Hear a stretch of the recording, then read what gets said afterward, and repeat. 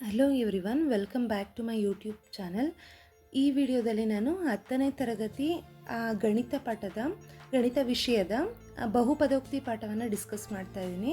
ಇದರಲ್ಲಿ ನಾನು exam purpose ಆಗಿ ಏನೇನು ಬೇಕೋ ಅಷ್ಟನ್ನು ಮಾತ್ರ ಡಿಸ್ಕಸ್ ಮಾಡ್ತಾ ಇದ್ದೀನಿ. ಈ ಬಹುಪದೋಕ್ತಿ ಪಾಠದಲ್ಲಿ ನಮಗೆ ಫಸ್ಟು ಬಹುಪದೋಕ್ತಿ ಬರೆಯೋದು ಹೇಗೆ ಅಂತ ಗೊತ್ತಿರಬೇಕು. ಬಹುಪದೋಕ್ತಿಗಳು ಅಂತ ಹೇಳಿದ್ರೆ ನಾವು ವರ್ಗ ಬಹುಪದೋಕ್ತಿ ಅಂತ ಬರಿಬೇಕು ಅಂತ ಹೇಳಿದ್ರೆ ax² plus bx plus C ಅಂತ ತಗೋತೀವಿ. P of X is equal to ax² plus bx plus C ಅಂತ ತಗೋತಾ ಇದ್ದೀವಿ. ಇದನ್ನು ನಾವು ಬಹುಪದೋಕ್ತಿಗಳು ಅಂತ ಹೇಳ್ತೀವಿ. ಇದರಲ್ಲಿ ನಾವು ಆಲ್ಫಾ ಮತ್ತು ಬೀಟಾಗಳನ್ನು ಬಳಸ್ತೀವಿ. ಆಲ್ಫಾ ಮತ್ತು ಬೀಟಾ ಅಂತ ಹೇಳಿದ್ರೆ ಈ ವರ್ಗ ಬಹುಪದೋಕ್ತಿಯ ಶೂನ್ಯತೆಗಳಾಗಿದೆ ಅಂತ ಹೇಳ್ತೀವಿ. ಇದರಲ್ಲಿ ನಾವು ನಮಗೆ ಇದೇನಿದೆ ax² plus bx plus C ಅಂದರೆ ಬಹುಪದೋಕ್ತಿಯ ವರ್ಗ ಬಹುಪದೋಕ್ತಿನ ನಾವು ಈ ರೀತಿ ಬರೆಯೋದು ಅನ್ನೋದು ಗೊತ್ತಿರಬೇಕು. ಜೊತೆಗೆ ಆಲ್ಫಾ ಮತ್ತು ಬೀಟಾಗಳು ಕಂಡುಹಿಡಿಯೋದ್ರ ಬಗ್ಗೆ ಗೊತ್ತಿರಬೇಕಾಗಿರುತ್ತೆ. ಅದಾದಮೇಲೆ ಇದರಲ್ಲಿ ನಾವು ಶೂನ್ಯತೆಗಳ ಮೊತ್ತ, ಈ ಆಲ್ಫಾ ಮತ್ತು ಬೀಟಾ ಅಂತ ಹೇಳಿದ್ರೆ ನಾವು ಶೂನ್ಯತೆಗಳು ಅಂತ ಹೇಳ್ತೀವಿ. ಇಲ್ಲಿ ಶೂನ್ಯತೆಗಳ ಮೊತ್ತ ಕಂಡುಹಿಡಿಬೇಕು ಅಂತ ಹೇಳಿದ್ರೆ alpha plus beta equal to -b/a ಅಂತ ಬರಿತೀವಿ. ಅದೇ ರೀತಿ ಶೂನ್ಯತೆಗಳ ಗುಣಲಬ್ಧ ಅಂತ ಹೇಳಿದ್ರೆ alpha beta equal to c/a ಅಂತ ಬರ್ಕೋತೀವಿ.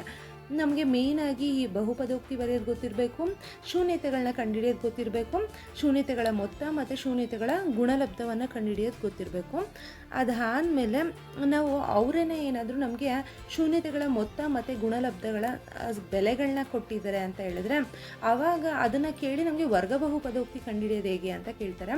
ವರ್ಗ ಬಹುಪದೋಕ್ತಿ ಬರಿಬೇಕು ಅಂತ ಹೇಳಿದ್ರೆ ನಮಗೆ ಒಂದು ಸೂತ್ರ ಗೊತ್ತಿರಬೇಕಾಗುತ್ತೆ. x² minus alpha plus beta into X plus alpha beta equal to 0 ಆಗಿರುತ್ತೆ. ನಮಗೆ ಈ ಸೂತ್ರ ಗೊತ್ತಿದ್ರೆ ನಮಗೆ ಅವರು ಶೂನ್ಯತೆಗಳ ಮೊತ್ತ ಮತ್ತು ಗುಣಲಬ್ಧವನ್ನು ಕೊಟ್ಟಿದ್ರೆ ಅಥವಾ ಕೊಟ್ಟಿಲ್ಲ ಅಂತ ಹೇಳಿದ್ರೆ ನಾವೇ ಶೂನ್ಯತೆಗಳ ಮೊತ್ತ ಮತ್ತು ಗುಣಲಬ್ಧಗಳನ್ನ ಕಂಡುಹಿಡ್ಕೊಂಡು ನಾವು ವರ್ಗ ಬಹುಪದೋಕ್ತಿನ ಈ ಸೂತ್ರ ಬಳಸ್ಕೊಂಡು ಈಸಿಯಾಗಿ ಬರಿಬೋದು. ಓಕೆ, ಇದರಲ್ಲಿ ಬರೋ ಅಂಥ ಎಕ್ಸಸೈಸ್ಗಳನ್ನ ಡಿಸ್ಕಸ್ ಮಾಡ್ತಾ ಹೋಗ್ತೀನಿ. ನಮಗೆ ಇಂಪಾರ್ಟೆಂಟಾಗಿ ಬಹುಪದೋಕ್ತಿಲಿ ಆಲ್ಫಾ ಮತ್ತು ಬೀಟಾ ಅಂದರೆ ಶೂನ್ಯತೆಗಳು ಅನ್ನೋದು ಗೊತ್ತಾಗಿರಬೇಕು. ಬಹುಪದೋಕ್ತಿ ಅಂತ ಹೇಳಿದ್ರೆ ax² plus bx plus C ಈ ರೂಪದಲ್ಲಿ ಇರುತ್ತೆ ಅಂತ ಗೊತ್ತಿರಬೇಕು. ಅದೇ ರೀತಿ ಆಲ್ಫಾ ಪ್ಲಸ್ ಬೀಟಾ ಅಂದರೆ ಶೂನ್ಯತೆಗಳ ಮೊತ್ತ ಅಂತ ಹೇಳಿದ್ರೆ -b/a, ಶೂನ್ಯತೆಗಳ ಗುಣಲಬ್ಧ ಅಂದರೆ ಆಲ್ಫಾ ಬೀಟಾ ಅಂದರೆ c/a ಅನ್ನೋದು ಗೊತ್ತಿರಬೇಕು. ಅದೇ ರೀತಿ ನಾವು ವರ್ಗ ಬಹುಪದೋಕ್ತಿಯನ್ನು ಬರಿಬೇಕು ಅಂದರೆ ಒಂದು ಸೂತ್ರ ಗೊತ್ತಿರಬೇಕು. ಅದು x² minus alpha plus beta into X plus alpha beta equal to 0 ಈ ಸೂತ್ರ. ಇದಿಷ್ಟು ಗೊತ್ತಿದ್ರೆ ನಮಗೆ ಇಡೀ ಪಾಠವನ್ನು ನಾವು ಈಸಿಯಾಗಿ ಸಿಂಪಲ್ ಆಗಿ ಸಾಲ್ವ್ ಮಾಡ್ಬೋದು ಅಂತ ಹೇಳ್ತೀನಿ. ಓಕೆ, ಅಭ್ಯಾಸ 2.1 ನೋಡೋಣ. ಅಭ್ಯಾಸ 2.1 ಅಭ್ಯಾಸ 2.1ರಲ್ಲಿ ನೋಡೋದಾದರೆ ಇಲ್ಲಿ ಈ ಚಿತ್ರಗಳನ್ನ ಕೊಟ್ಟಿದ್ದಾರೆ. ಈ ಚಿತ್ರಗಳಲ್ಲಿ ನಾವು ಶೂನ್ಯತೆಗಳ ಸಂಖ್ಯೆಗಳನ್ನು ಕಂಡುಹಿಡಿಯಿರಿ ಅಂತ ಕೊಟ್ಟಿದ್ದಾರೆ. ಶೂನ್ಯತೆಗಳ ಸಂಖ್ಯೆಗಳನ್ನ ಕಂಡುಹಿಡಬೇಕು ಅಂತ ಹೇಳಿದ್ರೆ ನಾವು ಎಕ್ಸ್ ಅಕ್ಷದ ಮೇಲೆ ಈ ಬಂದಿರೋ ರೇಖೆಗಳು ಎಕ್ಸ್ ಅಕ್ಷದ ಮೇಲೆ ಎಷ್ಟು ಬಿಂದುಗಳನ್ನು ದಾಟಿ ಹೋಗಿರುತ್ತೆ ಅನ್ನೋದನ್ನು ನಾವು ನೋಡಬೇಕಾಗಿರುತ್ತೆ. ಇಲ್ಲಿ ಅಬ್ಸರ್ವ್ ಮಾಡೋದಾದರೆ ಇಲ್ಲಿ ಮೊದಲನೇ ಚಿತ್ರದಲ್ಲಿ ಏನು ಕೊಟ್ಟಿದ್ದಾರೆ, ಇಲ್ಲಿ ಸಮಾಂತರ ಎಕ್ಸ್ ಅಕ್ಷಕ್ಕೆ ಸಮಾಂತರವಾಗಿ ಒಂದು ರೇಖೆಯನ್ನು ಕೊಟ್ಟಿದ್ದಾರೆ. ಆದರೆ ಇಲ್ಲಿ ಯಾವುದೇ ಬಿಂದುವನ್ನು ಛೇದಿಸಿ ಈ ರೇಖೆ ಹೋಗಿಲ್ಲ ಅಂತ ಹೇಳ್ಬೋದು. ಅದರಿಂದ ಇದರಲ್ಲಿ ಶೂನ್ಯತೆಗಳ ಸಂಖ್ಯೆ 0 ಅಂತ ಆಗುತ್ತೆ. ಅಂದರೆ P of X is equal to 0 ಅಂತ ಬರಿಬೇಕಾಗತ್ತೆ. ಅದೇ ರೀತಿ ಎರಡನೇ ಲೆಕ್ಕ ನೋಡೋದಾದರೆ ಇದರಲ್ಲಿ ನೋಡ್ಬೋದು ಎಕ್ಸ್ ಅಕ್ಷದ ಮೇಲೆ ಒಂದು ಬಿಂದುವನ್ನು ಸಮೀಪಿಸಿ ಅದು ಮುಂದೆ ಹೋಗ್ತಾ ಇದೆ, ಛೇದಿಸಿ ಮುಂದೆ ಹೋಗ್ತಾ ಇದೆ. ಅದರಿಂದ ನಾವು P of X equal to ಅಂದರೆ ಶೂನ್ಯತೆಗಳ ಸಂಖ್ಯೆ 1 ಇದೆ ಅಂತ ಹೇಳ್ಬೋದು. ಇಲ್ಲಿ ನೋಡೋದಾದರೆ ಇಲ್ಲಿ 1, 2, 3 ಸಂಖ್ಯೆಗಳನ್ನ ಛೇದಿಸಿ ಅಂದರೆ ಎಕ್ಸ್ ಅಕ್ಷವನ್ನು ಛೇದಿಸಿ ಹೋಗ್ತಾ ಇದೆ. ನಾವು ವೈ ಅಕ್ಷವನ್ನು ನೋಡಬಾರ್ದು, ಬರೀ ಎಕ್ಸ್ ಅಕ್ಷನ ಮಾತ್ರ ನೋಡಬೇಕಾಗಿರುತ್ತೆ. ಅದರಿಂದ ಇಲ್ಲಿ ನೋಡೋದಾದರೆ ಇಲ್ಲಿ 1, 2, 3 ಬಿಂದುಗಳನ್ನು ಛೇದಿಸಿ ಹೋಗ್ತಾ ಇದೆ ಅಂದರೆ ಎಕ್ಸ್ ಅಕ್ಷದ ಮೇಲೆ. ಅದರಿಂದ ನಾವು ಇಲ್ಲಿ ಶೂನ್ಯತೆಗಳ ಸಂಖ್ಯೆ 3 ಅಂತ ಹೇಳ್ಬೋದು. ಹಾಗೆಯೇ ಈ ಪ್ರಶ್ನೆಯನ್ನು ನೋಡಿದ್ರೆ ಇಲ್ಲಿ 1 ಮತ್ತು 2 ಇದು 2 ಬಿಂದುಗಳನ್ನ ಛೇದಿಸಿ ಹೋಗ್ತಾ ಇದೆ. ಅದರಿಂದ ನಾವು ಶೂನ್ಯತೆಗಳ ಸಂಖ್ಯೆ P of X is equal to 2 ಅಂತ ಹೇಳ್ಬೋದು. ಈ ಪ್ರಶ್ನೆಯಲ್ಲಿ ನೋಡೋದಾದರೆ 1, 2, 3, 4 ಬಿಂದುಗಳನ್ನ ದಾಟಿ ಹೋಗ್ತಾ ಇದೆ. So P of X is equal to 4 ಅಂತ ಆಯಿತು. ಅದೇ ರೀತಿ ಇಲ್ಲಿ ನೋಡೋದಾದರೆ 1, 2, 3 ಅಂದರೆ 3 ಬಿಂದುಗಳನ್ನು ಛೇದಿಸಿ ಹೋಗ್ತಾ ಇದೆ ಎಕ್ಸ್ ಅಕ್ಷದ ಮೇಲೆ. ಅದರಿಂದ ಶೂನ್ಯತೆಗಳ ಸಂಖ್ಯೆ ನಾವು ಇಲ್ಲಿ 3 ಅಂತ ಬರಿಬೋದು. ಈ ರೀತಿ ನಾವು ಈ ರೀತಿ ಪ್ರಶ್ನೆಗಳು 1 ಅಂಕದ ಪ್ರಶ್ನೆಗಳ ಬಂದೇ ಬರುತ್ತೆ. ಇದರಲ್ಲಿ ಈ ರೀತಿ ಚಿಕ್ಕದಾಗಿ ಒಂದು ಗ್ರಾಫ್ ಕೊಟ್ಟಿರ್ತಾರೆ. ಆ ಗ್ರಾಫನ್ನು ನೋಡಿ ಅದು ಎಕ್ಸ್ ಅಕ್ಷದ ಮೇಲೆ ಎಷ್ಟು ಬಿಂದುನ ದಾಟಿ ಹೋಗ್ತಾ ಇರುತ್ತೆ ಅದ್ರ ಮೇಲೆ ನಾವು ಉತ್ತರವನ್ನು ಬರಿಬೇಕು ಅಂತ ಹೇಳ್ತಾ ಇನ್ನು ಮುಂದಿನ ಪ್ರಶ್ನೆಯನ್ನು ನೋಡೋಣ. ಮುಂದಿನ ಅಭ್ಯಾಸ 2.2 ನೋಡೋಣ. ಓಕೆ, ಅಭ್ಯಾಸ 2.2 ಅಭ್ಯಾಸ 2.2 ನೋಡೋದಾದರೆ ಇದರಲ್ಲಿ ಏನು ಕೊಟ್ಟಿದ್ದಾರೆ ಅಂದರೆ ಈ ಕೆಳಗಿನ ವರ್ಗ ಬಹುಪದೋಕ್ತಿಗಳ ಶೂನ್ಯತೆಗಳನ್ನು ಕಂಡುಹಿಡಿಯಿರಿ ಹಾಗೂ ಶೂನ್ಯತೆಗಳು ಮತ್ತು ಸಹಗುಣಕಗಳ ನಡುವಿನ ಸಂಬಂಧವನ್ನು ತಾಳೆ ನೋಡಿ ಅಂತ ಕೊಟ್ಟಿದ್ದಾರೆ. ಫಸ್ಟ್ ಏನು ಮಾಡಬೇಕಾಗುತ್ತೆ ಅಂತ ಹೇಳಿದ್ರೆ ಅವರು ಕೊಟ್ಟಿರೋ ಅಂಥ ವರ್ಗ ಬಹುಪದೋಕ್ತಿ ಅದನ್ನು ಬರ್ಕೊಳ್ಳೋಣ. ಮೊದಲನೇದರಲ್ಲಿ ಏನು ಕೊಟ್ಟಿದ್ದಾರೆ, X square minus 2x minus 8. ಇಲ್ಲಿ ನಾವು ಶೂನ್ಯತೆಗಳನ್ನ ಕಂಡುಹಿಡಿಬೇಕು ಅಂತ ಹೇಳಿದ್ರೆ =0 ಅಂತ ಹಾಕೋಣ. 2 ಎಕ್ಸ್ ಬೆಲೆಗಳನ್ನ ಕಂಡುಹಿಡಿಬೇಕಾಗುತ್ತೆ. ಆ 2 ಎಕ್ಸ್ಗಳೇ ನಮಗೆ 2 ಶೂನ್ಯತೆಗಳಾಗಿರುತ್ತೆ. ಇಲ್ಲಿ ಮೊದಲನೇ ಸಂಖ್ಯೆ ಏನೂ ಇಲ್ಲ ಅಂದರೆ 1 ಇದೆ ಅಂತ ಅರ್ಥ. ಇಲ್ಲಿ ಕೊನೆಯ ಸಂಖ್ಯೆ 8 ಇದೆ. 8 ಮತ್ತು ಇಲ್ಲಿ 1 ಗುಣಿಸಿದ್ರೆ ನಮಗೆ 8 ಅಂತಲೇ ಬರುತ್ತೆ. ಅದರಿಂದ ನಾನು 2 4 8 ಅಂತ ಬರ್ಕೋಬೋದು. ಅಂದರೆ ಈ 2 ಸಂಖ್ಯೆಗಳನ್ನ ಗುಣಿಸಿದ್ರೆ ನಮಗೆ ಈ ಕೊನೆಯ ಸಂಖ್ಯೆ ಬರಬೇಕು, ಅಂದರೆ ಈ ಸಂಖ್ಯೆ ಬರಬೇಕು. ಅದೇ ರೀತಿ 2 ಸಂಖ್ಯೆಗಳನ್ನ ಕೂಡೋದು ತಪ್ಪೋದು ಕಳೆಯೋದು ಮಾಡಿದ್ರೆ ನಮಗೆ ಇಲ್ಲಿ ಮಧ್ಯೆ ಇರುವಂಥ ಸಂಖ್ಯೆ ಬರಬೇಕಾಗುತ್ತೆ. ಇಲ್ಲಿ ನೋಡೋದಾದರೆ 4 2 8 ಅಂತ ಹೇಳ್ಬೋದು. ಈ 2 ಸಂಖ್ಯೆಗಳನ್ನು ಕಳೆದ್ರೆ ನಮಗೆ 2 ಅಂತ ಸಿಗುತ್ತೆ. ಆದರೆ ನಮಗೆ ಬೇಕಾಗಿರುವಂಥದ್ದು -2, ಅದಕ್ಕೆ ಇಲ್ಲಿ ಮೈನಸ್ ಹಾಕೋಣ. ಈ ದೊಡ್ಡ ಸಂಖ್ಯೆ ಚಿಹ್ನೆಗೆ ನಾವು ಮೈನಸ್ ಹಾಕ್ಕೊಂಡು ಚಿಕ್ಕ ಸಂಖ್ಯೆ ಚಿಹ್ನೆಗೆ ಪ್ಲಸ್ ಹಾಕ್ಕೊಂಡ್ರೆ ನಮಗೆ 4ರಲ್ಲಿ 2 ಕಳೆದ್ರೆ 2 ಬರುತ್ತೆ. ದೊಡ್ಡ ಸಂಖ್ಯೆ ಚಿಹ್ನೆ ಮೈನಸ್ ಇರೋದ್ರಿಂದ ನಾವಿಲ್ಲಿ ಮೈನಸ್ ಹಾಕೋಬೋದು. ಓಕೆ, ಈಗ ಲೆಕ್ಕವನ್ನು ಬಿಡಿಸ್ತಾ ಹೋಗೋಣ. ಇಲ್ಲಿ x² -2x ಜಾಗದಲ್ಲಿ -4x ಈ +2 ಇದೆ, ಅದಕ್ಕೆ +2x -8 0 ಅಂತ ಬರೆಯೋಣ. ಓಕೆ, ಇವಾಗ ಈ ಎರಡೂ ಕಡೆ ಅಬ್ಸರ್ವ್ ಮಾಡಿದ್ರೆ ಇಲ್ಲಿ ಎಕ್ಸ್ ನಮಗೆ ಕಾಮನ್ ಸಿಗುತ್ತೆ. ಎಕ್ಸನ್ನು ಹೊರಗಡೆ ಬರ್ಕೊಳ್ಳೋಣ. ಉಳಿದಿದ್ದು ಇಲ್ಲಿ ಎಕ್ಸ್ ಉಳಿತು. ಒಂದು ಎಕ್ಸನ್ನು ಆಲ್ರೆಡಿ ಬರ್ತಿದ್ವಿ, ಇನ್ನೊಂದು ಎಕ್ಸ್ ಉಳಿದಿದೆ, ಅದನ್ನು ಹಾಗೆ ಬರ್ಕೋತಿದ್ದೀನಿ. ಮೈನಸ್ ಈ ಮೈನಸ್ ಏನಿದೆ ಅದನ್ನು ಹಾಗೆ ಬರ್ಕೊಂಡೆ. ಇಲ್ಲಿ ಎಕ್ಸ್ ಆಲ್ರೆಡಿ ಬರ್ದಿರೋದ್ರಿಂದ ಉಳಿದಿರೋ ಅಂಥದ್ದು 4, ಆ 4ನ್ನ ಹಾಗೆ ಬರ್ಕೋತೀನಿ. ಮತ್ತು ಇಲ್ಲಿ ಸಿಂಪಲಾಗಿ ಹೇಳಬೇಕು ಅಂದರೆ ಇಲ್ಲಿ ಏನು ಬಂದಿದೆ ಅದನ್ನು ಇಲ್ಲಿ ಬರ್ಕೊಬಿಟ್ರೆ ನಮ್ಗೆ ಈಸಿ ಆಗುತ್ತೆ. x - 4 ಇಲ್ಲಿ x - 4 ಬರ್ಕೊಂಡಿದ್ದೀವಿ ಅಂತ ಹೇಳಿದ್ರೆ ನಮಗೆ ಇಲ್ಲಿ ಯಾವ ಸಂಖ್ಯೆ ಹಾಕ್ತೀವಿ ಅದರಿಂದ ಇದ್ರ ಜೊತೆ ಗುಣಿಸಿದ್ರೆ ನಮಗೆ ಇಲ್ಲಿರುವಂಥ ಸಂಖ್ಯೆಗಳು ಬರಬೇಕು. ಇಲ್ಲಿ 2x ಇದೆ, ಅದರಿಂದ ಇಲ್ಲಿ +2 ಇದೆ, ಅದಕ್ಕೆ +2 ಬರ್ಕೋತಾ ಇದ್ದೀನಿ. ಇಲ್ಲಿ ನೋಡ್ಬೋದು 2 × x ಅಂದರೆ 2x ಆಯಿತು, ಪ್ಲಸ್ ಇಂಟು ಮೈನಸ್ ಅಂದರೆ ಮೈನಸ್ ಆಯಿತು. 2 × 4 ಅಂದರೆ 2 4 8 ಬರುತ್ತೆ. ಅಂದರೆ ನಾವು ಬರ್ಕೊಂಡಿರೋ ಸರಿ ಇದೆ ಅಂತ ಆಯಿತು. =0. ಇವಾಗ ಇಷ್ಟನ್ನು ಅಬ್ಸರ್ವ್ ಮಾಡಿದ್ರೆ ನಮಗೆ x - 4 ಕಾಮನ್ ಬರುತ್ತೆ. ಉಳಿದಿರೋ ಅಂಥದ್ದು x + 2 = 0 ಅಂತ ಆಯಿತು. ಇವಾಗ ಎರಡನ್ನೂ 0ಗೆ ಹಿಕ್ಬಿಟ್ಟು ಮಾಡೋಣ. x - 4 = 0, x + 2 = 0 ಅಂತ ಆಯಿತು. ಇವಾಗ x ಈ -4ನ್ನು ಈ ಕಡೆ ಶಿಫ್ಟ್ ಮಾಡಿದ್ರೆ +4, ಈ +2ನ ಈ ಕಡೆ ಶಿಫ್ಟ್ ಮಾಡಿದ್ರೆ -2 ಅಂತ ಆಯಿತು. ಇದನ್ನು ಆಲ್ಫಾ ಅಂತ ತಗೋಣ. Alpha = 4, beta = -2. ಇದನ್ನು ಯಾಕೆ ಮಾಡ್ತಾ ಇದ್ದೀನಿ ಅಂತ ಹೇಳಿದ್ರೆ ಇದು ಆಲ್ಫಾ ಬೀಟಾ ಆಯಿತು. ಇಲ್ಲಿ ಶೂನ್ಯತೆಗಳು ನಮಗೆ ಸಿಕ್ತು. 2 ಶೂನ್ಯತೆಗಳು ಅಂತಂದರೆ ಆಲ್ಫಾ ಅಂದರೆ 4, ಬೀಟಾ ಅಂದರೆ -2 ಅಂತ ಸಿಕ್ಕಿದೆ. ಇವಾಗ ನಾವು ಶೂನ್ಯತೆಗಳು ಮತ್ತು ಸಹಗುಣಕಗಳ ನಡುವಿನ ಸಂಬಂಧವನ್ನು ತಾಳೆ ನೋಡಿ ಅಂತ ಕೊಟ್ಟಿದ್ದಾರೆ. ಸಂಬಂಧವನ್ನು ತಾಳೆ ನೋಡಿ ಅಂತ ಕೊಟ್ಟಿರೋದ್ರಿಂದ ನಾವೇನು ಮಾಡಬೇಕಾಗುತ್ತೆ ಅಂತ ಲೆಕ್ಕವನ್ನು ಇನ್ನು ಕಂಟಿನ್ಯೂ ಮಾಡ್ತಾ ಹೋಗಬೇಕಾಗುತ್ತೆ. ಲೆಕ್ಕ ಕಂಟಿನ್ಯೂ ಮಾಡ್ತಾ ಹೋಗಿದ್ರೆ ಇಲ್ಲಿ ಆಲ್ಫಾ ಪ್ಲಸ್ ಬೀಟಾ -b/a. ನಾನು ಆಲ್ರೆಡಿ ಸೂತ್ರ ಹೇಳಿದೆ. ಈ ಸೂತ್ರವನ್ನು ನಾವು ಇಲ್ಲಿ ಬಳಸ್ಕೋಬೇಕಾಗತ್ತೆ. ಅದಕ್ಕೂ ಮುಂಚೆ ನಮಗೆ ಎ ಅಂದರೆ ಏನು, ಬಿ ಅಂದರೆ ಏನು, ಸಿ ಅಂದರೆ ಏನು ಅಂತ ಗೊತ್ತಾಗಬೇಕಾಗುತ್ತೆ. ಅವ್ರು ಕೊಟ್ಟಿರೋವಂಥ ಸಮೀಕರಣ x² - 2x - 8 ಅಂತ ಕೊಟ್ಟಿರೋದ್ರಿಂದ ಇದನ್ನು ನಾವು ax² + bx + c ಅಂತ ತೊಗೊಂಡ್ರೆ ಇಲ್ಲಿ ಎ ಅಂತ ಹೇಳಿದ್ರೆ ನಮಗೆ 1 ಅಂತ ಆಗುತ್ತೆ. ಇಲ್ಲಿ x² ಜೊತೆ 1 ಇದೆ, ಏನೂ ಇಲ್ಲ ಅಂದರೆ 1 ಇದೆ ಅಂತ ಅರ್ಥ. ಅದಕ್ಕೆ a = 1, b = -2, c = -8 ಆಯಿತು. ಈಗ ನಾವು ಶೂನ್ಯತೆಗಳನ್ನು ಬಳಸ್ಕೊಂಡು ನಾವು ಅದರ ನಡುವಿನ ಸಂಬಂಧವನ್ನು ತಾಳೆ ನೋಡ್ಬೋದು. ಇವಾಗ ಆಲ್ಫಾ ಅಂದರೆ 4 ಅಂತ ಸಿಕ್ಕಿದೆ, 4 ಬರ್ಕೋಣ. ಬೀಟಾ ಅಂದರೆ -2 ಇಲ್ಲಿ ಮೈನಸ್ ಆಗಿದೆ, ಮೈನಸ್ ಹಾಕಿ ಬರ್ಕೋಣ ಸೂತ್ರದಲ್ಲಿರೋದ್ರಿಂದ. ಬಿ ಅಂದರೆ ನಮಗೆ -2 ಸಿಕ್ಕಿದೆ, -2 ಹಾಕೋಣ. ಡಿವೈಡೆಡ್ ಬೈ ಎ ಅಂತ ಹೇಳಿದ್ರೆ 1 ಹೊಂದಿದೆ, 1ನ ಬರ್ಕೋಣ. ಇಲ್ಲಿ 4ರಲ್ಲಿ 2 ಕಳೆದ್ರೆ ನಮಗೆ 2 ಅಂತ ಸಿಗುತ್ತೆ. Equal to minus into minus ಅಂದರೆ ಪ್ಲಸ್ ಆಗುತ್ತೆ 2. ಇಲ್ಲಿ ಏನೂ ಇಲ್ಲ ಅಂದರೆ ಪ್ಲಸ್ ಇದೆ ಅಂತ ಅರ್ಥ. ಸೊ ಎರಡೂ ಕಡೆ 2 ಬಂದಿರೋದ್ರಿಂದ 2 ಸಮ ಇದೆ, ನಾವು ಬಂದಿರೋಂಥ ಶೂನ್ಯತೆಗಳು ಸರಿ ಇದೆ ಅಂತ ಅರ್ಥ. ಅಂದರೆ ಈ ಸಂಬಂಧವನ್ನು ನಾವು ತಾಳೆ ನೋಡಿ ಆಯಿತು ಅಂತ ಆಗುತ್ತೆ. ಅದೇ ರೀತಿ ಶೂನ್ಯತೆಗಳ ಗುಣಲಬ್ಧವನ್ನು ತಗೊಂಡು ಚೆಕ್ ಮಾಡೋಣ. ಆಲ್ಫಾ ಬೀಟಾ ಅಂದರೆ ಸೂತ್ರ ನಮಗೆ C/A. ಇಲ್ಲಿ ಆಲ್ಫಾ ಅಂತ ಹೇಳಿದ್ರೆ ನಮಗೆ 4 ಬಂದಿದೆ, ಬೀಟಾ ಅಂತ ಹೇಳಿದ್ರೆ -2, ಹಾಗೆಯೇ ಸಿ ಅಂತ ಹೇಳಿದ್ರೆ -8, ಎ ಅಂತ ಹೇಳಿದ್ರೆ 1. ಇಲ್ಲಿ ಏನೂ ಇಲ್ಲ ಅಂದರೆ ಪ್ಲಸ್ ಇದೆ ಅಂತ ಅರ್ಥ. ಪ್ಲಸ್ ಇಂಟು ಮೈನಸ್ ಅಂತ ಹೇಳಿದ್ರೆ ಮೈನಸ್ 4 8 ಈಕ್ವಲ್ ಟು ಇಲ್ಲಿ -8. ಯಾವುದೇ ಸಂಖ್ಯೆನ 1ರಿಂದ ಭಾಗಿಸಿದ್ರೆ ನಮಗೆ ಅದೇ ಸಂಖ್ಯೆ ಬರುತ್ತೆ, ಅದರಿಂದ -8 ಈಕ್ವಲ್ ಟು -8 ಅಂತ ಬಂತು. ಅಂದರೆ ಅವ್ರು ಕೇಳಿರೋವಂಥದ್ದು ಶೂನ್ಯತೆಗಳನ್ನ ಕಂಡುಹಿಡೀರಿ ಅಂತ 2 ಶೂನ್ಯತೆಗಳು ಸಿಕ್ಕಿದೆ. ಅದೇ ರೀತಿ ಅದನ್ನು ತಾಳೆ ನೋಡಿ ಅಂತ ಹೇಳಿದರೆ, ತಾಳೆ ನೋಡಿದಾಗ ನಮಗೆ 2 ಕಡೆ ಸಮ ಬರ್ತಾ ಇದೆ, ಅಂದರೆ ನಾವು ಕಂಡಿರೋವಂಥ ಶೂನ್ಯತೆಗಳು ಸರಿಯಾಗಿದೆ ಅಂತ ಹೇಳ್ತಾ ಮುಂದಿನ ಲೆಕ್ಕವನ್ನು ನೋಡೋಣ. ಮುಂದಿನ ಲೆಕ್ಕವನ್ನು ಬಿಡಿಸ್ತಾ ಹೋಗೋಣ.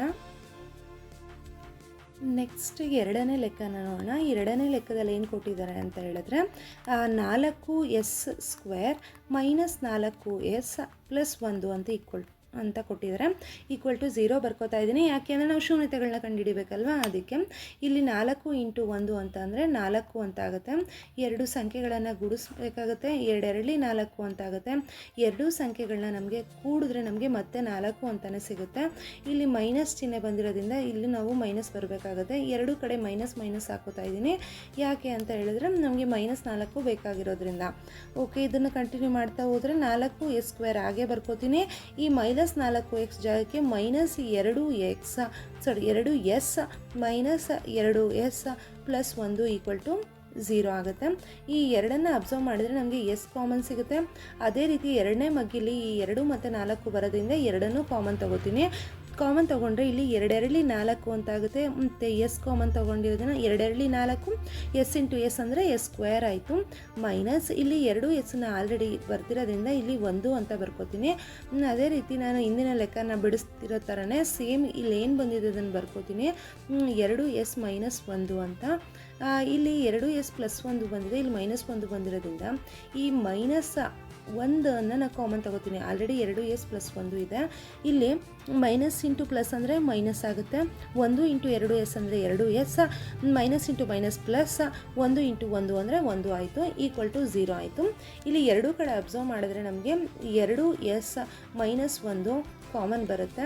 ಉಳಿದಿರೋ ಅಂಥದ್ದು 2s - 1 ಈಕ್ವಲ್ ಟು 0 ಆಯಿತು. ಇವಾಗ ನಾನು 2s - 1 ಈಕ್ವಲ್ ಟು 0 ಅಂತ ಬರ್ಕೋತಾ ಇದ್ದೀನಿ. ಮತ್ತು 2s - 1 ಈಕ್ವಲ್ ಟು 0. ಈ ಸಂಖ್ಯೆಗಳನ್ನ ಈಕ್ವೇಟ್ ಮಾಡಿದೆ 0ಗೆ, ಈ ಸಂಖ್ಯೆನೂ ಈಕ್ವೇಟ್ ಮಾಡಿದೆ 0ಗೆ. ಈಗ ಬರೋ ಅಂಥ ಉತ್ತರ 2s ಈಕ್ವಲ್ ಟು ಈ -1 ಈ ಕಡೆ ಶಿಫ್ಟ್ ಮಾಡಿದ್ರೆ +1, s ಈಕ್ವಲ್ ಟು 1/2 ಅಂತ ಆಯಿತು. ಇಲ್ಲಿ 2s - 1 ಅಂದರೆ equal to 0, 2s equal to 1, s equal to 1/2 ಅಂತ ಆಯಿತು. ನಮಗೆ ಇವಾಗ ಶೂನ್ಯತೆಗಳು ಯಾವ್ಯಾವುದು? ಆಲ್ಫಾ ಅಂದರೆ 1/2, ಅದೇ ರೀತಿ ಬೀಟಾ ಅಂದರೆ 1/2. ಆಲ್ಫಾ ಮತ್ತು ಬೀಟಾಗಳು ನಮಗೆ ಸಿಕ್ಕಿದೆ. ಇವುಗಳನ್ನ ಬಳಸ್ಕೊಂಡು ನಾವು ಶೂನ್ಯತೆಗಳನ್ನ ಸಹಗುಣಗಳ ನಡುವಿನ ಸಂಬಂಧವನ್ನು ತಾಳೆ ನೋಡಬೇಕಾಗತ್ತೆ. ಅದಕ್ಕೂ ಮುಂಚೆ ಇಲ್ಲಿ ax² + bx + c ಅಂತ ತಿಳ್ಕೊಂಡ್ರೆ ಇಲ್ಲಿ a ಅಂದರೆ a ಬೆಲೆ ಏನಾಗುತ್ತೆ ಅಂದರೆ a ಈಕ್ವಲ್ ಟು 4 ಆಯಿತು, b ಈಕ್ವಲ್ ಟು -4, ಸಿ ಅಂತ ಹೇಳಿದ್ರೆ 1 ಅಂತ ಆಯಿತು. ಇವಾಗ ನಾವು ಈ ಸಂಬಂಧವನ್ನು ತಾಳೆ ನೋಡೋಣ. Alpha + beta equal to -b/a. Alpha ಅಂತ ಹೇಳಿದ್ರೆ ನಮಗೆ ಇಲ್ಲಿ 1/2 ಬಂದಿದೆ, ಬೀಟಾ ಅಂತ ಹೇಳಿದ್ರೂ 1/2 ಬಂದಿದೆ. ಇಲ್ಲಿ ಮೈನಸ್ ಹಾಗೆ ಇದೆ, ಅದನ್ನು ಹಾಗೆ ಬರ್ಕೊಳ್ಳೋಣ. ಇಲ್ಲಿ ಬಿ ಅಂದರೆ -4, ಸೊ -4 / a ಅಂದರೆ 4. ಸೊ ಇಲ್ಲಿ ಅಬ್ಸರ್ವ್ ಮಾಡೋದಾದರೆ ಇಲ್ಲಿ ಅರ್ಧ ಇಲ್ಲೂ ಅರ್ಧ ಬಂದಿದೆ, ಅಂದರೆ ಎರಡನ್ನೂ ಕೂಡ ನಮಗೆ 1 ಅಂತ ಸಿಗುತ್ತೆ.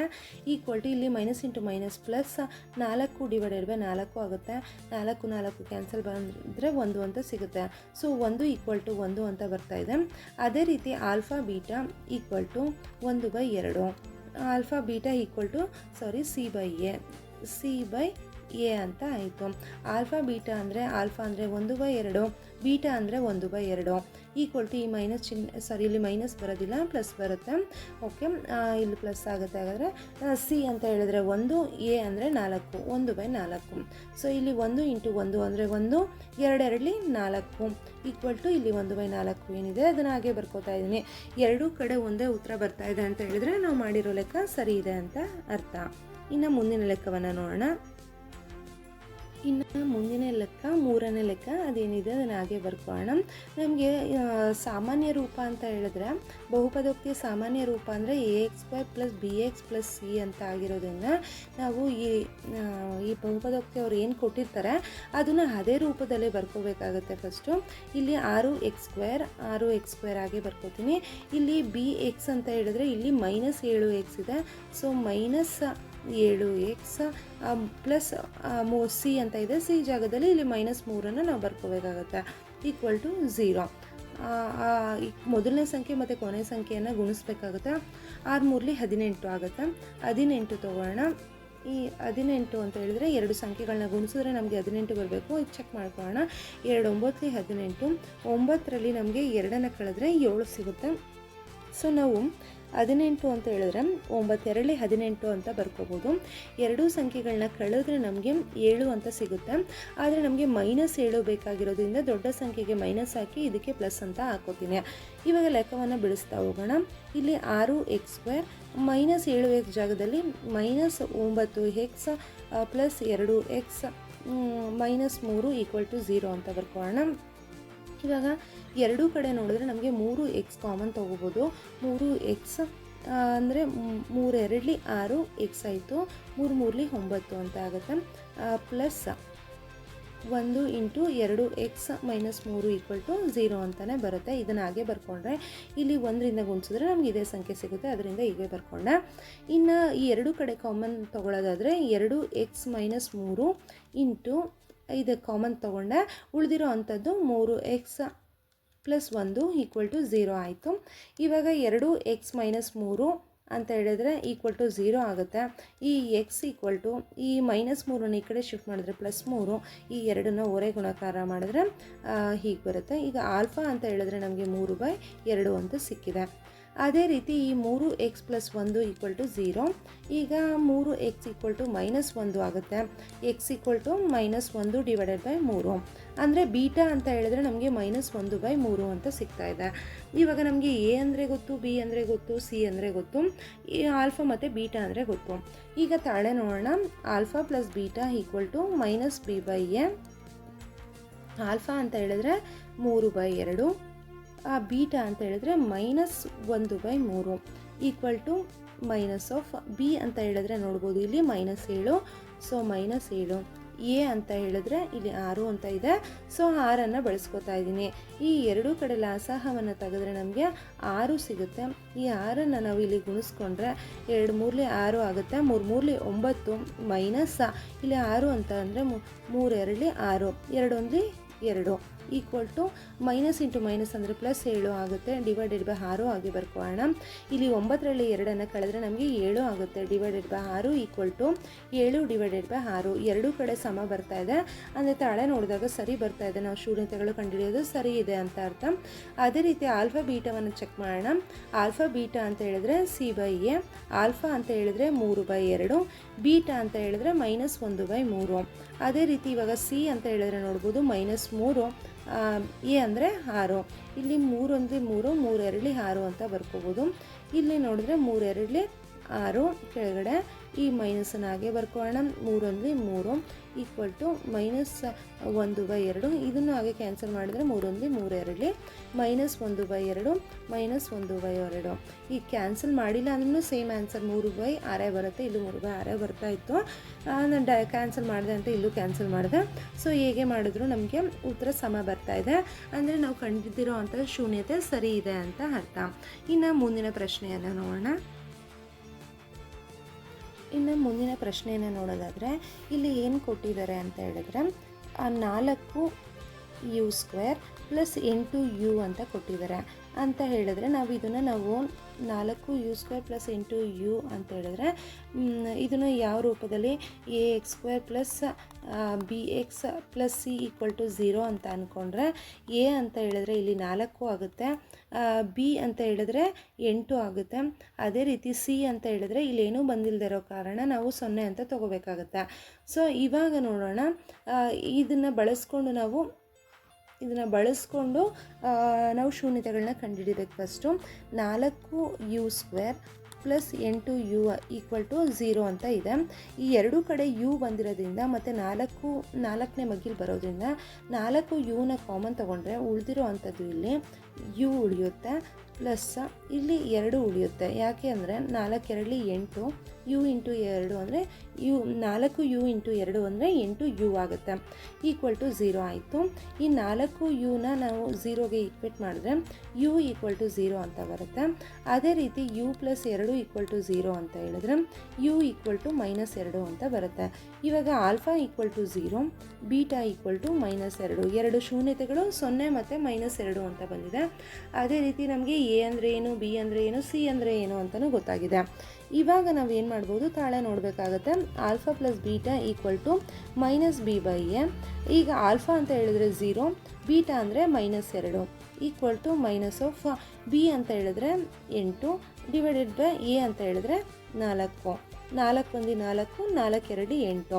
ಇಲ್ಲಿ -2 ಉಳಿದಿದೆ, ಇಲ್ಲೂ -2 ಬಂದಿದೆ. ಸೊ ಎರಡೂ ಕಡೆ ಸರಿ ಇದೆ, ಅಂದರೆ ನಾವು ಕಂಡುಹಿಡ್ದಿರೋ ಅಂಥ ಶೂನ್ಯತೆಗಳು ಸರಿ ಇದೆ ಅಂತ ಆಯಿತು. Alpha beta = c/a. ಆಲ್ಫಾ ಅಂತ ಹೇಳಿದ್ರೆ 0, ಬೀಟಾ ಅಂತ ಹೇಳಿದ್ರೆ -2. ಇಲ್ಲಿ c ಅಂದರೆ 0 / a ಅಂದರೆ 4. 0 ಜೊತೆ ಯಾವುದೇ ಸಂಖ್ಯೆಗಳನ್ನ ಗುಣಿಸಿದ್ರೆ ನಮಗೆ 0 ಬರುತ್ತೆ. ಅದೇ ರೀತಿ ಯಾವುದೇ ಸಂಖ್ಯೆಯಿಂದ ನಾವು 0ಯನ್ನು ಭಾಗಿಸಿದ್ರೆ ನಮಗೆ 0ನೇ ಉತ್ತರ ಬರುತ್ತೆ. ಸೊ ಎರಡೂ ಕಡೆ 0 ಬರ್ತಾ ಇದೆ ಅಂತಂದರೆ ನಾವು ಮಾಡಿರೋವಂಥ ಲೆಕ್ಕ ಸರಿ ಇದೆ, ಶೂನ್ಯತೆಗಳು ಸರಿ ಇದೆ ಅಂತ ಅರ್ಥ. ಇನ್ನು ಮುಂದಿನ ಲೆಕ್ಕವನ್ನು ನೋಡೋಣ. ಮುಂದಿನ ಲೆಕ್ಕ 5ನೇ ಲೆಕ್ಕನ ನೋಡೋಣ. 5ನೇ ಲೆಕ್ಕ ನೋಡೋದಾದರೆ ಇದರಲ್ಲಿ ಏನು ಕೊಟ್ಟಿದ್ದಾರೆ ಅಂತ ಹೇಳಿದ್ರೆ t² -15 ಅಂತ ಕೊಟ್ಟಿದ್ದಾರೆ. ಇದನ್ನು ನಾವು =0 ಅಂತ ಬರ್ಕೋತೀವಿ. ಇಲ್ಲಿ a ಅಂತ ಹೇಳಿದ್ರೆ ax² plus bx plus C ಈ ರೂಪದಲ್ಲಿ ಬಹುಪದೋಕ್ತಿ ಇರುತ್ತೆ, ವರ್ಗ ಬಹುಪದೋಕ್ತಿ ಅಂತಾರೆ, ಆಲ್ರೆಡಿ ಹೇಳಿದೆ. ಇದ್ರ ಪ್ರಕಾರ ನೋಡೋದಾದರೆ ನಾವು ಎ ಅಂತ ಹೇಳಿದ್ರೆ ನಾವು 1 ಅಂತ ಬರಿಬೋದು, ಬಿ ಅಂತ ಹೇಳಿದ್ರೆ 0 ಆಗುತ್ತೆ, ಸಿ ಅಂತ ಹೇಳಿದ್ರೆ -15 ಅಂತ ಆಯಿತು. ಇವಾಗ ನಾವು ಲೆಕ್ಕವನ್ನು ಬಿಡಿಸ್ಕೊಳ್ಳೋಣ. ಇಲ್ಲಿ t² -15 ಅಂತ ಕೊಟ್ಟಿದ್ದಾರೆ, =0 ಆಯಿತು. ಇಲ್ಲಿ t² ಈ -15ನ ಈ ಕಡೆ ಶಿಫ್ಟ್ ಮಾಡಿದ್ರೆ +15 ಅಂತ ಆಯಿತು.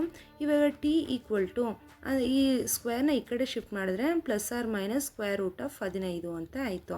ಇವಾಗ ನಮಗೆ ಟಿ ಅಂತ ಹೇಳಿದ್ರೆ √15, ಅದೇ ರೀತಿ ಟಿ ಅಂತ ಹೇಳಿದ್ರೆ -√15 ಎರಡೂ ಸಿಗುತ್ತೆ.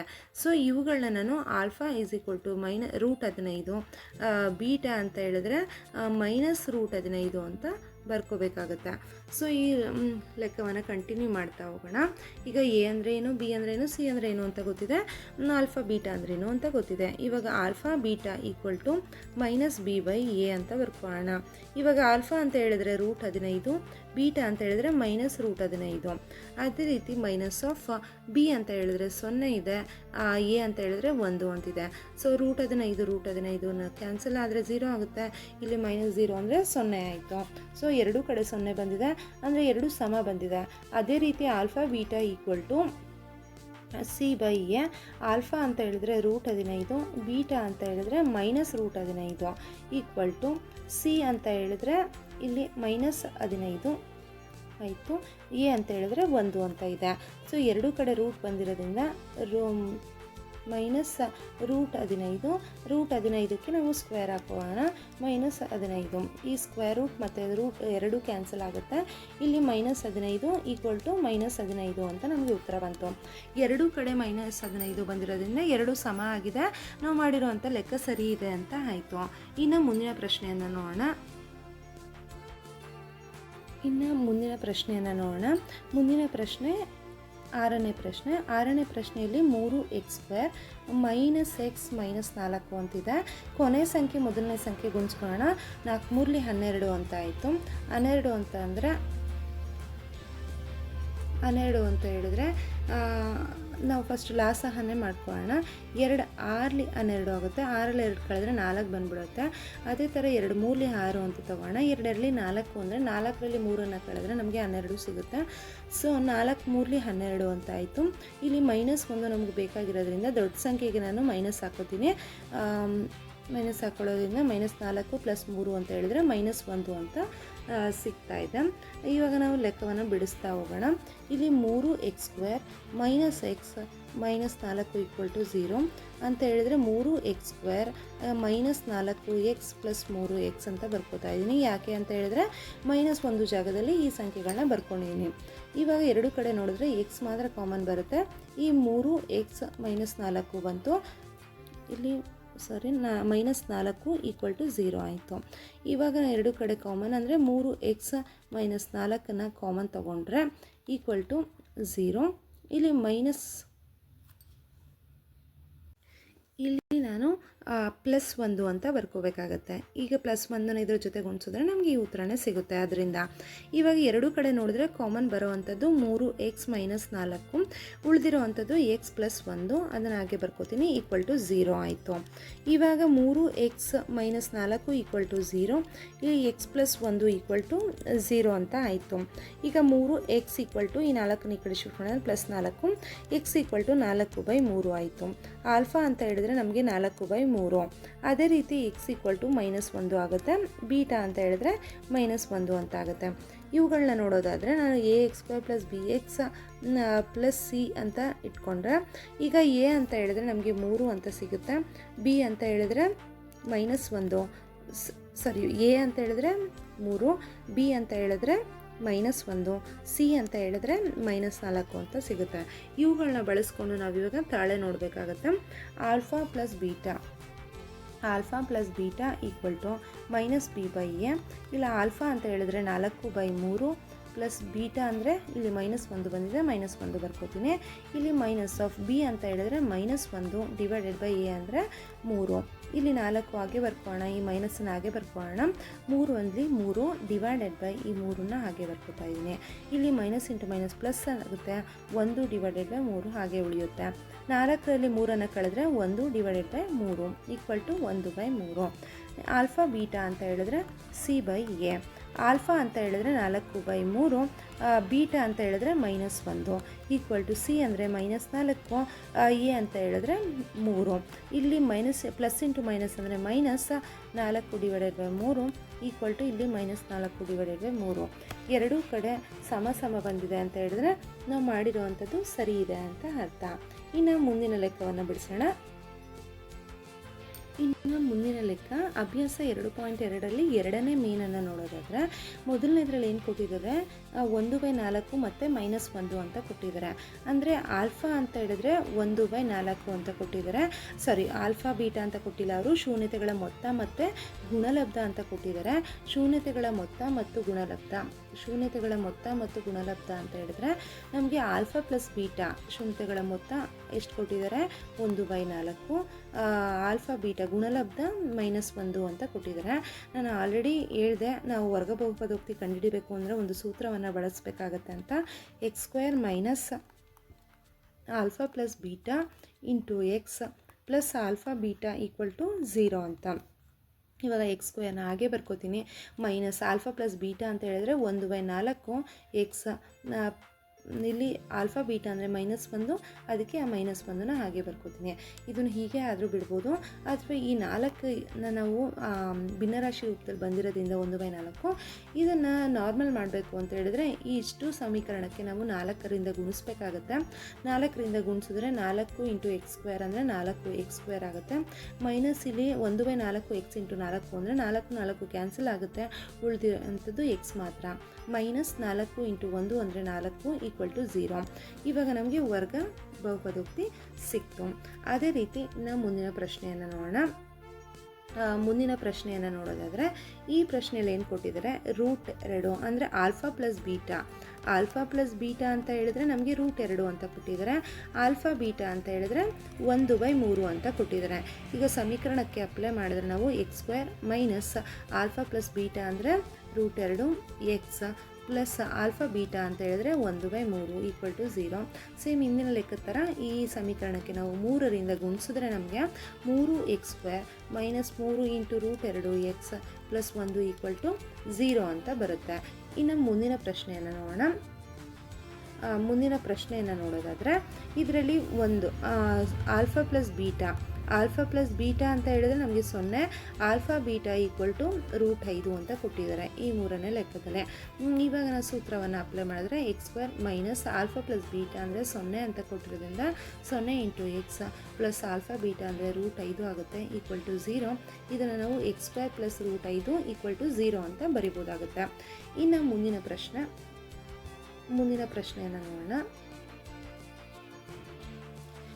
ಪ್ರಶ್ನೆಯನ್ನು ನೋಡೋದಾದರೆ ಇದರಲ್ಲಿ ಏನು ಕೊಟ್ಟಿದ್ದಾರೆ ಅಂದರೆ 1 ಅಂತ ಕೊಟ್ಟಿದ್ದಾರೆ. ಆಲ್ಫಾ ಪ್ಲಸ್ ಬೀಟಾ ಅಂತ ಹೇಳಿದ್ರೆ 1, ಆಲ್ಫಾ ಬೀಟಾ ಈಕ್ವಲ್ ಟು 1 ಅಂತ ಕೊಟ್ಟಿದ್ದಾರೆ. ಇದಕ್ಕೆ x² minus alpha plus beta ಅಂದರೆ 1 into X plus alpha beta ಅಂದರೆ 1 ಈಕ್ವಲ್ ಟು 0. ಇಷ್ಟು ಸಿಂಪಲ್ ಆಗಿ ಬರುತ್ತೆ. ಇಷ್ಟೊಂದು ಸಿಂಪಲ್ ಆದರೆ 1 ಮಾರ್ಕ್ಸ್ ಕೇಳ್ತಾರೆ ಮ್ಯಾಕ್ಸಿಮಮ್ಮು, ಇಲ್ಲ ಅಂತ ಹೇಳಿದ್ರೆ 3 ಮಾರ್ಕ್ಸ್ಗೆ ಬರೋ ಚಾನ್ಸಸ್ ಕೂಡ ಇರುತ್ತೆ. ಇಲ್ಲಿ alpha plus beta equal to -1/4, ಅದೇ ರೀತಿ ಆಲ್ಫಾ ಬೀಟಾ ಅಂತ ಹೇಳಿದ್ರೆ 1/4 ಅಂತ ಕೊಟ್ಟಿದ್ದಾರೆ. ಸೊ ಇಲ್ಲಿ x² minus alpha plus beta ಅಂದರೆ -1/4 into X plus alpha beta ಅಂದರೆ 1/4 ಈಕ್ವಲ್ ಟು 0. ಈ ಇಡೀ ಸಮೀಕರಣಕ್ಕೆ ನಾವು 4ರಿಂದ ಗುಣಿಸಿದ್ರೆ 4x² ಇಲ್ಲಿ ಮೈನಸ್ ಇಂಟು ಮೈನಸ್ ಪ್ಲಸ್ ಆಗುತ್ತೆ. ಈ 4ನ್ನು ಇಲ್ಲಿ ಗುಣಿಸಿದಾಗ 4 ಕ್ಯಾನ್ಸಲ್ ಆಗಿ 1 ಮಾತ್ರ ಉಳಿಯುತ್ತೆ. ಅದರಿಂದ ಎಕ್ಸ್ ಪ್ಲಸ್ ಇಲ್ಲಿ 4 ಕ್ಯಾನ್ಸಲ್ ಆಗಿ 1 ಉಳಿಯುತ್ತೆ ಈಕ್ವಲ್ ಟು 0. ಸೊ ಸಮೀಕರಣ ಸಿಕ್ತು. ಇನ್ನು ಮುಂದಿನ ಪ್ರಶ್ನೆಯನ್ನು ನೋಡೋದಾದರೆ ಇದರಲ್ಲಿ ಏನು ಕೊಟ್ಟಿದ್ದಾರೆ, 4 alpha plus beta equal to 4 ಅಂತ ಕೊಟ್ಟಿದ್ದಾರೆ. ಅದೇ ರೀತಿ ಆಲ್ಫಾ ಬೀಟಾ ಅಂತ ಹೇಳಿದ್ರೆ 1 ಅಂತ ಕೊಟ್ಟಿದ್ದಾರೆ. ಇವಾಗ x² minus alpha plus beta into X plus alpha beta equal to 0. ನಾವು ಸೂತ್ರವನ್ನು ಅಪ್ಲೈ ಮಾಡೋಣ. x² minus alpha plus beta ಅಂದರೆ 4, ಎಕ್ಸ್ ಪ್ಲಸ್ ಆಲ್ಫಾ ಬೀಟಾ ಅಂತ ಹೇಳಿದ್ರೆ 1 ಈಕ್ವಲ್ ಟು 0. ಸಮೀಕರಣ ಸಿಕ್ತು. ಅವರನ್ನೇ ಶೂನ್ಯತೆಗಳ ಮೊತ್ತ ಮತ್ತು ಗುಣಲಬ್ಧವನ್ನು ಕೊಟ್ಟಿದ್ದಾರೆ. ಅದರಿಂದ ಬಳಸ್ಕೊಂಡು ನಾವು ವರ್ಗ ಬಹುಪದೋಕ್ತಿಯನ್ನು ಕಂಡುಹಿಡಿಯಿರಿ ಅಂತ ಕೊಟ್ಟಿರೋದ್ರಿಂದ ಇಷ್ಟನ್ನು ನಾವು ಮಾಡಬೇಕಾಗುತ್ತೆ. ಇಷ್ಟು ನಮಗೆ ಬಹುಪದೋಕ್ತಿ ಪಾಠದಲ್ಲಿ ಬರೋವಂಥದ್ದು. ಸಿಂಪಲ್ ಆಗಿದೆ ಪ್ರಶ್ನೆಗಳು. ಇದರಲ್ಲಿ ಇವುಗಳನ್ನ ಬಳಸ್ಕೊಂಡು ನಾವು ಮ್ಯಾಕ್ಸಿಮಮ್ ಆರಾಮಾಗಿ ಸಿಂಪಲಾಗಿ 6ರಿಂದ 7 ಮಾರ್ಕ್ಸನ್ನು ನಾವು ಪಡ್ಕೋಬೋದು ಅಂತ ಹೇಳ್ತಾ ಈ ವಿಡಿಯೋನ ನಾನು ಇಲ್ಲಿಗೆ ಎಂಡ್ ಮಾಡ್ತಾಯಿದ್ದೀನಿ. ನನ್ನ ವೀಡಿಯೋಸ್ನ ಸಬ್ಸ್ಕ್ರೈಬ್ ಮಾಡಿ ನೋಡಿ ಅಂತ ಹೇಳ್ತಾ, ಶೇರ್ ಮಾಡಿ ಸಬ್ಸ್ಕ್ರೈಬ್ ಮಾಡಿ ಅಂತ ಹೇಳ್ತಾ ಈ ವಿಡಿಯೋನ ಇಲ್ಲಿಗೆ ಎಂಡ್ ಮಾಡ್ತಾಯಿದ್ದೀನಿ. Thank you.